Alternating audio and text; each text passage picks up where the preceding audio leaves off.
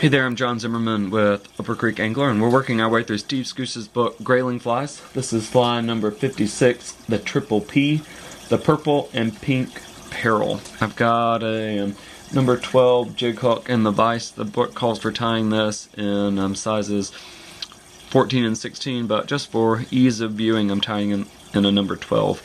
The book calls for black thread, but with the purple aspect of it, I'm using some purple thread that is so darkly purple it's all but black. But we'll take this purple thread down to the back of the hook and tie in our tag.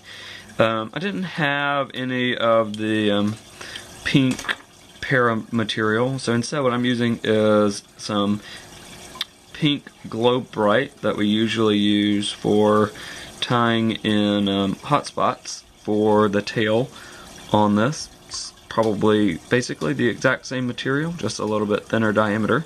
So you can simply tie in a couple of strands of this and cut it to length. What I'm doing is doubling it over and tying it on top of itself. And we'll be able to achieve largely the exact same effect with a slightly different material. I think that's one of the things that fly tyers get kind of bent out of shape about a lot, is thinking they have to have the exact material that a fly calls for, when you've often got things at your bench that, while maybe not the exact thing a bug calls for, can replicate it easy enough. I don't think a grayling or a trout or anything else is going to be able to tell the difference in me not using the exact material that was called for there. As long as we get the pink in the tail, I think that's what matters here.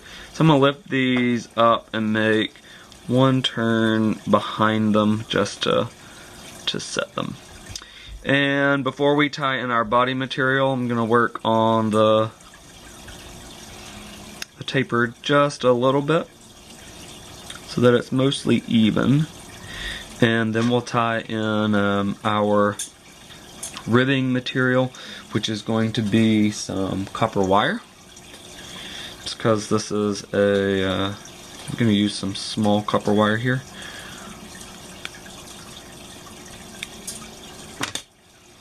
Our body material is going to be some peacock curl. I don't always do this on peacock curl, but because we're using just one strand as the book calls for here, I am going to really cement it to the hook, to the hook with some Zap-A-Gap after I get it tied in.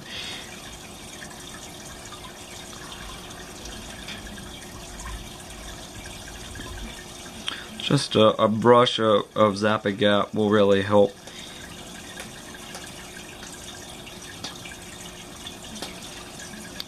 Lash this fly down if a critter's teeth were to get, just retie that right back in. Those ends of peacock curl feathers are certainly not the strongest things in the world.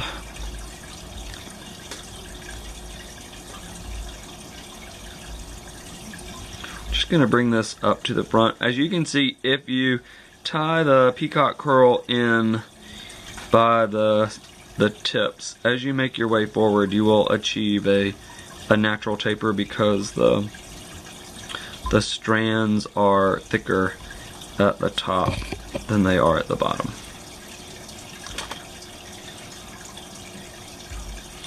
We'll bring our copper wire forward now and counter wrapping.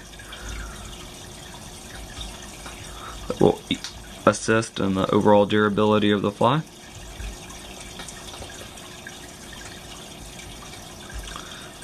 Reach in and helicopter this guy out.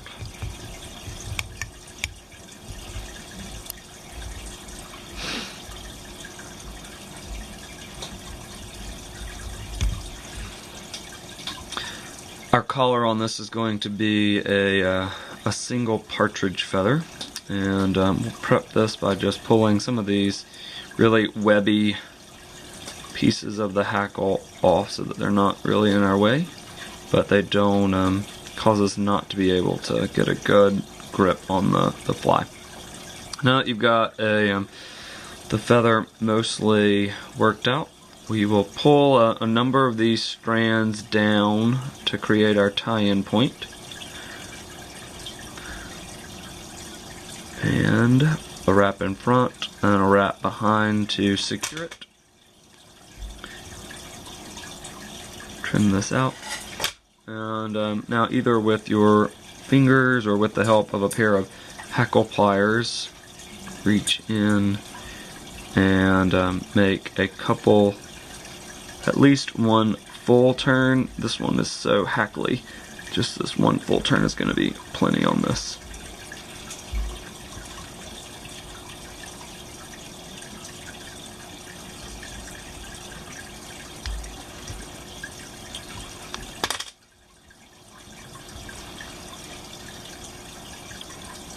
Couple wraps in front and behind the stem. Reach in and clip all of that out.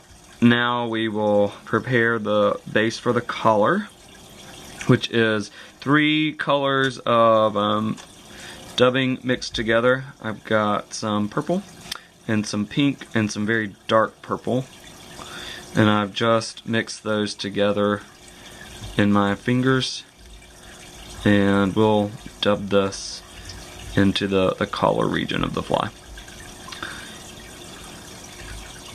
And that seems to be enough. We'll finish this fly off by whip finishing. 1, and then a second whip finish with a bit of Zap-A-Gap applied through to the thread.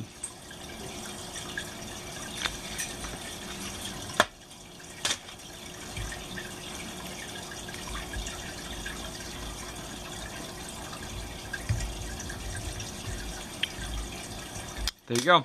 This is fly number 56, the triple P, the purple and pink Peril from Steve Skuce's book, Grayling Flies. Happy tying!